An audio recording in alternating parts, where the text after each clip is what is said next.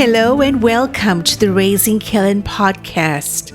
My name is Ma Schneider and I blog at raisingkillin.org, where we curate resources for parents raising children with disabilities. As always, remember the content on this podcast is for your information only, and if you seek advice for your specific situation, to contact a trained professional. On today's episode, we are joined by Alex Sargent Capps, as well as Allie Schmidt, and my dear friend Stella Barron will be joining us as well. Just as a friendly reminder, we have Day at the Lake, a live in-person event coming up on the 26th of August in Dyersburg, Tennessee. We would love for you to join us if you're able, and thank you to Dyersburg State Community College for being a legacy sponsor at this event. So guys, grab your cup of coffee, put your feet up, and get ready for some awesome conversation. Hello all and welcome to the Raising Killin podcast. I'm super excited to be here today with Allie Schmidt, Alex Sargent Capps, and Stella Barron. The conversation is going to be centered around adaptive fashion. I got a chance to meet both Alex and Allie this past month at a Mega Disability Conference in Nashville, Tennessee, and just super excited to see the work that they are doing in this area. I'm going to first start off. Allie Schmidt is known as the Disability Dame, and her company, Disability Dame Consulting, is basically where she works with businesses to help create products and marketing campaigns that are accessible to the disability community. Welcome, Allie. Thank you. Thank you so much for having me. Allie, would you mind just giving us a brief visual description before we go on? Absolutely. I am a white woman with brown hair that's pulled up into a ponytail, and I am wearing a white and yellow striped t-shirt today. Thanks, Allie. Alex Sargent Capps is director of the Fab Lab, and this guy stands for the Fiber Arts Build Lab at Vanderbilt's Wond'ry Center for Innovation. She teaches costume design, fashion industry, as well as adaptive and sustainable fashion. Welcome, Alex. Thank you very much. So happy to be here. Would you mind just giving us just a brief visual description? Sure. I am a white female. I have blue eyes and blonde hair, and I'm wearing reading glasses. My dear friend Stella Barron as well from Dyersburg, Tennessee, is joining us today. Stella, welcome, and so happy that you're able to join us. Absolutely. Thank you for asking me. It's a pleasure to be here. Yes, ma'am. Just a brief visual description, if you don't mind. For sure. I am a fair-skinned female. I have blue eyes and red hair, and today I'm wearing a white blouse. And I'm Ma Schneider. I am a female with short black hair, brown skin, and wearing a pair of scrubs today. I would love to delve more into Disability Dame, Allie. Can you give us some brief background about yourself and the work that you do? Sure. So about 6 years ago, I started developing symptoms of a motor neuron disease. It's ultimately led to the paralyzation of my arms. So both my arms and hands are paralyzed, but the rest of my body does not experience any weakness. And so we know it's a motor neuron disease, but we're not really sure on the specific type. I've seen many different doctors, but there's not really a clear consensus. And since there's no definitive test for it, I don't really know. And so about 3 to 4 years into the symptoms starting is when I started identifying as disabled, because whenever I would start to go out into the public, I would need to ask strangers for help when I was no longer able to do things completely independently for myself. Around that same time is when I became pregnant with my first son, who's now 3.5. And at that time, I thought that it would be incredibly simple to just go online and Google products for people with specifically for moms with disabilities. And obviously that was not the case at all. I was very shocked when I realized there are very few products for people with disabilities, much less even so when it comes to a parent trying to raise a child. And so I decided to create Disability Ding, which was a website that gave tips to moms with disabilities and chronic illnesses. However, over time of working with this community, I started to realize that the real need in the market was working with businesses who wanted to create adaptive products in marketing campaigns, but they didn't have access to those individuals with disabilities who could really give them that honest feedback on what they were looking for. So at the time I was working in corporate marketing and I was needing a lot of accommodations. I was working in a part of town where I would have had to drive 20 minutes to work, but I was getting to the point where I was no longer able to drive, and we don't have public transit here in Nashville. And so I was going to have to go remote anyways. And this was right before the pandemic, and they were not willing to really accommodate me going remote. So I quit my job and I decided that I would use my marketing background to just kind of start Disability Ding and see where it would go from there. So I created the brand, and then I worked with various organizations and just made a lot of contacts in the community and started working with businesses. And that's kind of how I ultimately ended up meeting Alex. Was I was working with as a fit model for an inclusive adaptive fashion company in Nashville. And I went to one of their talks and I met Alex, and I realized that she had a real passion for solving problems for people with disabilities. And that's when we decided that we wanted to team up together to try to expand the current fashion lab on campus. Alex, talking about the Wond'ry at Vanderbilt, can you perhaps tell us more about what the Wond'ry is?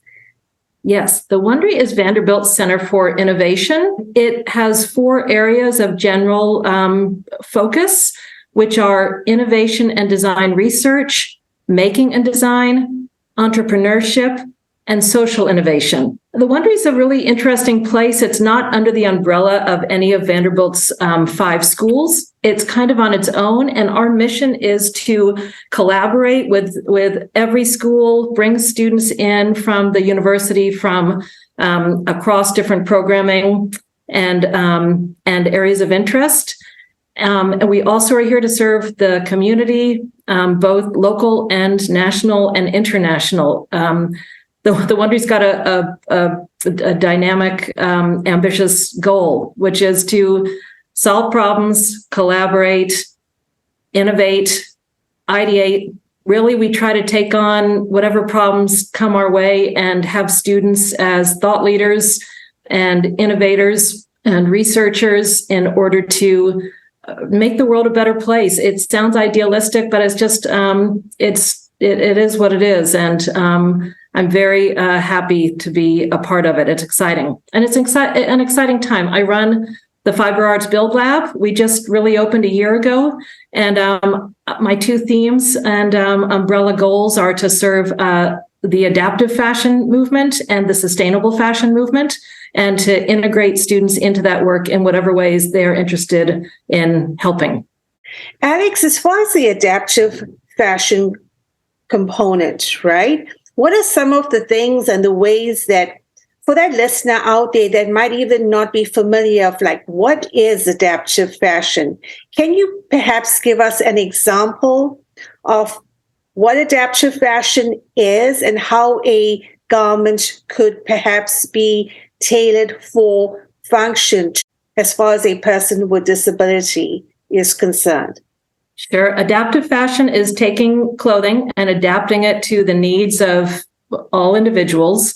And I look at it as both a practice of bespoke or customized adaptations and also universal adaptations.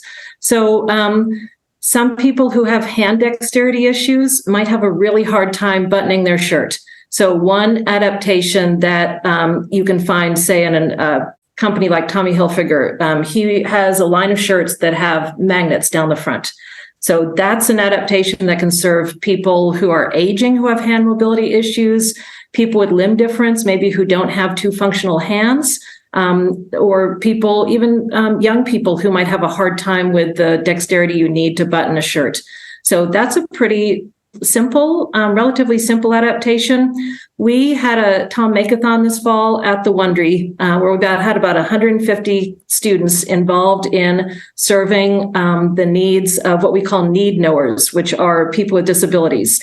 And we had a need knower in our lab and about 15 students working on designing a special cape for this person. She has bilateral sclerosis, or basically frozen arms and limited hand dexterity.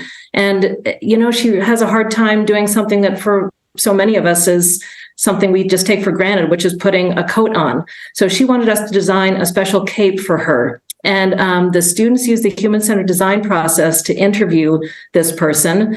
They found out what she does in her daily life and the adaptations that would be needed to make this cape functional for her. Those included having a zipper with a big ring pull on the front that she could sort of clutch one of her fingers into to help her with the zipper. And she actually has to get into her clothes from underneath them. So we did magnets at the top, and we made those far enough down so that she could get her hair with a ponytail into that cape from underneath. So the top of this garment has 4 big magnets, and then it has the zipper with the ring pulls. And then on the back, it has 2 tabs that actually hook onto hooks in her closet and hold that cape up for her so she can go in underneath. It's also made with 2 layers of wool and cashmere to keep her really warm. She has lost the ability of her musculature in her arms to keep her warm. So that cape is an example of a really customized piece that serves someone with a very specific disability. So adaptive fashion, it really has kind of a broad range of definitions and solutions.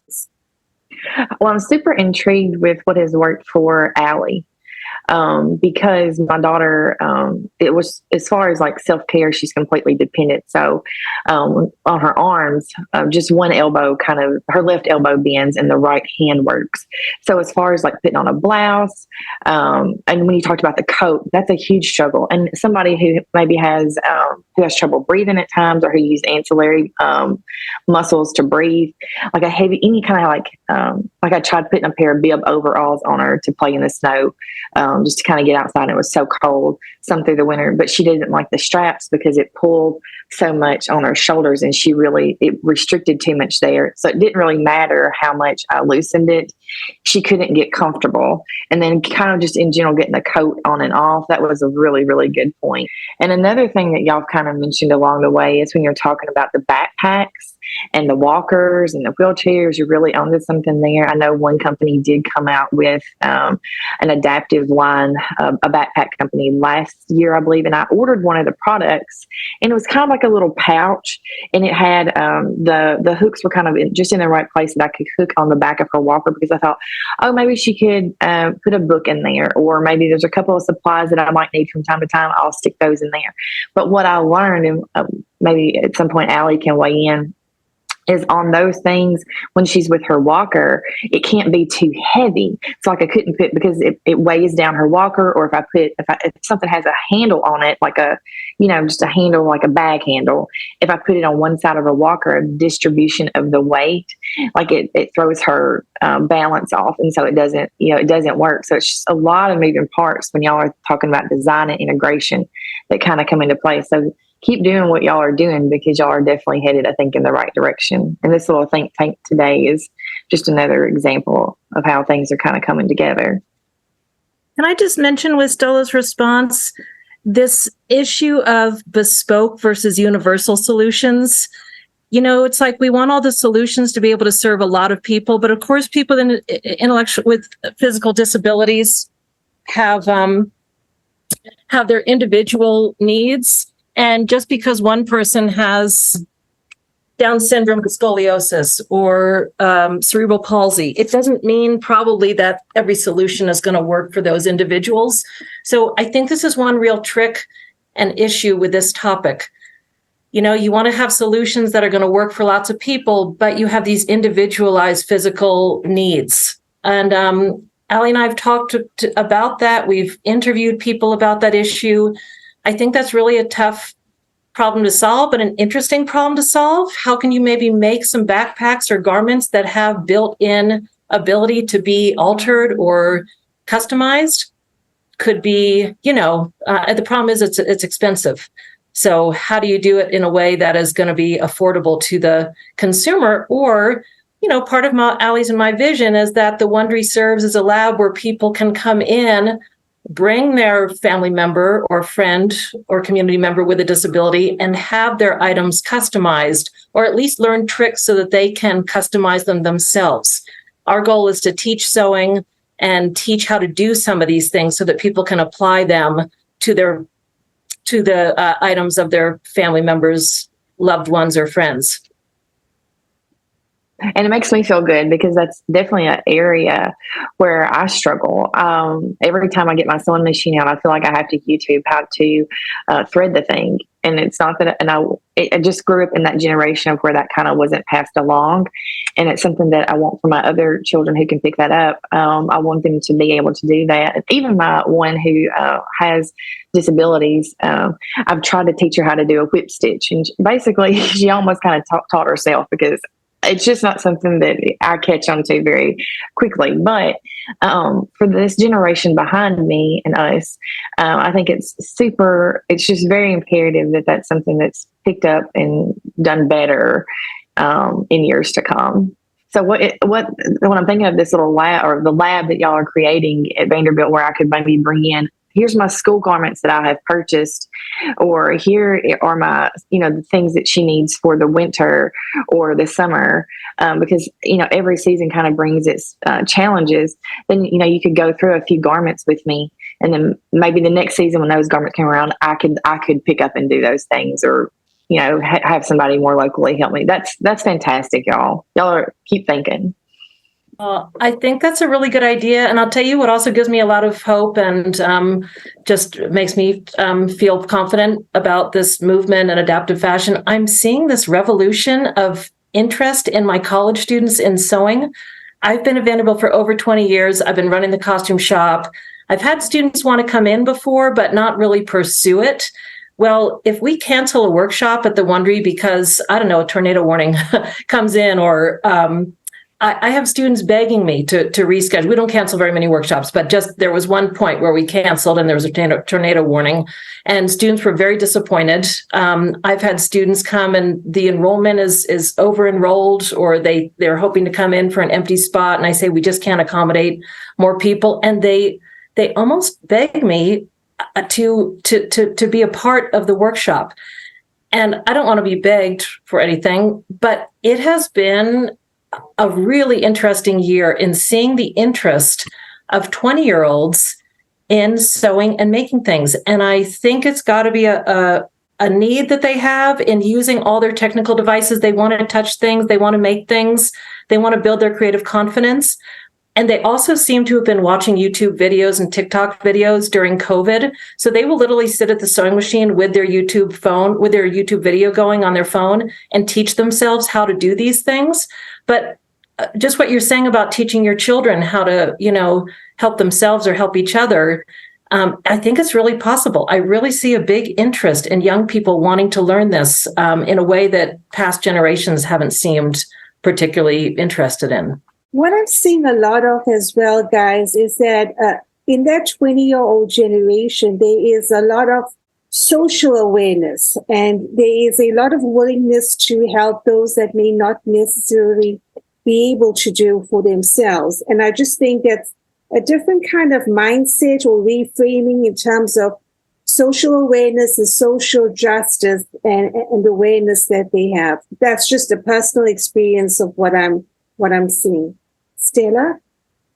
I was just going to piggyback on what Alex was saying about the YouTube videos. And I, even with myself, like say if I go into a boutique, Target, a department store, and I find a garment and I think, oh, I really like this, but, this would be great with a little sleeve or tight, looser or tighter in the waist and whatnot.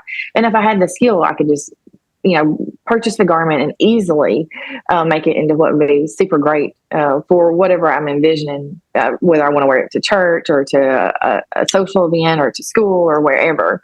So I think that that's probably part of what you're seeing as well. Allie, I'm really curious as to your experience, your lived experience of parenting with disability as well. And I think that's just something that we don't see often shared as a lived experience. So I definitely agree that it is not a topic that's discussed or hardly ever even seen. I feel like most times if I go out into public and I tell someone that, if I'm with my son and I tell someone that I have a disability, at the beginning, when he was a baby, and obviously he required so much physical dependence that when I would go out in public, I would be really, really nervous to tell someone that I had a disability, because I would literally be worried that they were going to call Child Protective Services on me, thinking that I wasn't capable of taking care of my son. And I know that that is the case for a lot of different parents with disabilities. We're constantly worried that something like that could happen because people already have a stigma against us. But as he's gotten older, the way that I look at parenting with a disability has completely changed. When he was a baby, it was very difficult and it was really mentally taxing. And I felt like, I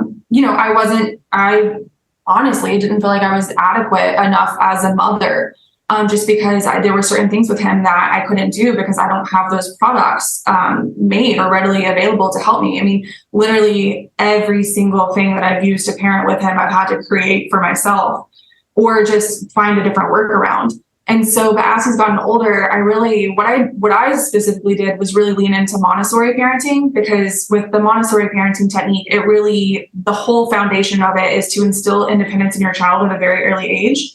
And so I knew that was something that would help us down the road. And so I am incredibly happy to actually be parenting with a disability, because the changes that I've seen in my son, I mean, they're amazing. At 3 months old, I'm pretty sure he was holding his own bottle at 3 months old, or maybe not that old. I can't even remember, maybe like 5 months. But there was this really significant moment that stands out in my head where when I read him a story every night for bedtime, he's the one that turns the pages. And one of my friends brought her son over and he wanted me to read him a book. And when I handed him the book, he didn't know which way the book went and he didn't understand how to turn a page of a book. And it's just like those little things that my son has picked up at such a younger age. He's also just incredibly caring and compassionate in a way that you just typically won't see with kids, because he sees his mom struggle, and he very much loves me and he doesn't want to see me struggle. And it's creating this empathy in him that is something that another child might not learn for a long time. And so I think that he's also seeing diversity firsthand. He very much is like open to talking about disability. He recognizes it in people and we don't shy away from it at all. And I really like that part of it as well. He just understands that some people are different and we have different needs, and it doesn't mean that someone isn't as capable. It just means that they just need to do something a different way.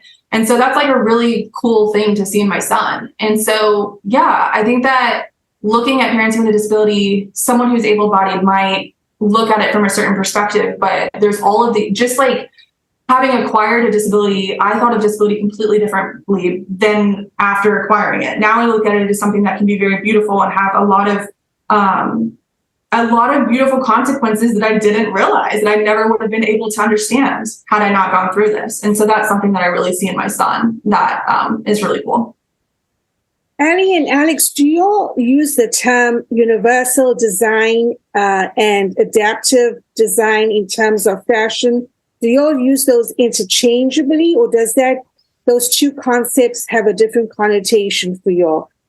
Adaptive fashion and universal fashion. I think that they have different definitions. I think that we probably honestly mistakenly use them interchangeably. At least I know that I do when referencing the lab. But I do think that they have different definitions. When I think of adaptive, I think of it as being somewhat more customized for the person with a disability, whereas adaptive, a lot of times it's going to specifically be for a person with a disability, whereas universal, it's going to be used for all. And it's probably not going to hit as many of the needs that someone with a disability would hit. It's just going to kind of be a little bit more surface level, but it's going to be something that's going to have a bigger impact on the most amount of people. Guys, this is just the final round where we can perhaps round up and give our closing remarks. And Alex, would you like to go ahead? I'm just excited to be learning from Stella and Allie as I'm hearing. As a teacher, I want my students to be involved in this movement. I see them building empathy, just like Allie's talking about her son Asher is building empathy for her and for others. I think we're looking at a movement that can serve many people. I think we can build community. I think we can teach young people to be more empathetic, to be creative problem solvers, to build their creative confidence. I just feel like we have something in front of us that has so much potential for good. And ultimately that idea of inclusivity, of people being able to, function equally or more equally in the world than they do right now. So thank you for this so much for this opportunity. And I just think this is a really positive, I feel very lucky to be involved in this positive initiative. Allie? I agree. I feel very lucky that I get to do the work that I do because this is all I really ever wanted, is to just spend time towards helping other people and giving back. And this is such a cool way that I get to do it. So I'm very lucky. I'm also incredibly excited. I would say specifically, I'm really excited about the upcoming generation. I just think that, as we've mentioned, their level of awareness on social impact initiatives is huge. And it really, they are such a dominant force that is going to help move this movement forward because they care. And also because businesses will have to listen to them because they're the ones that are going to be spending the money. So I think that's a really cool part of it. And then one last thing is going back to the universal versus adaptive terminology. I recently worked with a big brand that will be coming out with their own line of personal care items. And one of the best ways that I saw it done through them is that on their packaging, they refer to it as inclusive design instead of, I don't think that they ever said adaptive fashion or adaptive. It wasn't a fashion company, but I don't think they ever said adaptive. They said inclusive design, designed by someone with lived experience. And I thought that was really cool because they also referred to all the products as universally created products. So it was like, it's getting that point across that it's universal, it's for everybody. But like when a person with a disability looks at that package and sees designed by lived experience, that person intrinsically understands what it means, even if someone with an able-bodied person is not going to understand that. And I think that they did one of the best jobs that I've seen of like actually marketing these products. In my closing remark would kind of be taking off from where you ended, Allie, when we talked about packaging and, companies giving more thought to the way the packaging is designed as well, especially when it comes to dexterity and how easy and difficult packages are to open. So just more thought about that product design. Stella? I've always had an interest in fashion. I just didn't know that it was going to lead quite this way. So I've thoroughly enjoyed y'all's conversation. Allie and Alex, wow. I mean, y'all are really opening some big doors, I feel like, in this community, just in the things that y'all have mentioned in this podcast. Oh, my goodness. I am just thrilled to know that seems like there are a lot of ways to kind of dig in. And I feel like y'all are kind of paving the way. And so thank you for that. Just for folks to know how they could reach you, Allie, social media handles or website information? Yeah, so you can reach me my email is allie@disabilitydame.com. My website is www.disabilitydame.com. And then I am on social media. It's @disability_dame. Alex, how can folks reach you? If you look under Vanderbilt's Wond'ry Center for Innovation and go under Makerspaces, you'll find the Fiber Arts Build Lab, and my information is on that website. Guys, thank you each and every one of you for your time today. It is much appreciated, and hope to see you all soon. Thank you so much, Marsh. As always, thank you for listening along on the podcast today. If you enjoyed that conversation between Alex, Allie, and Stella, please leave a rate and review on your podcast player. Just a quick reminder, Day at the Lake, our live in-person event is happening in Dyersburg, Tennessee on August the 26th. If you would like to purchase tickets, go on to Eventbrite. The event is listed on that site. Another link as well would be our website, Raising Kellan, spelled KELLAN.org. As always, thank you again for listening along, and remember, get to the top of your mountain. This is Marsh Naidu signing off.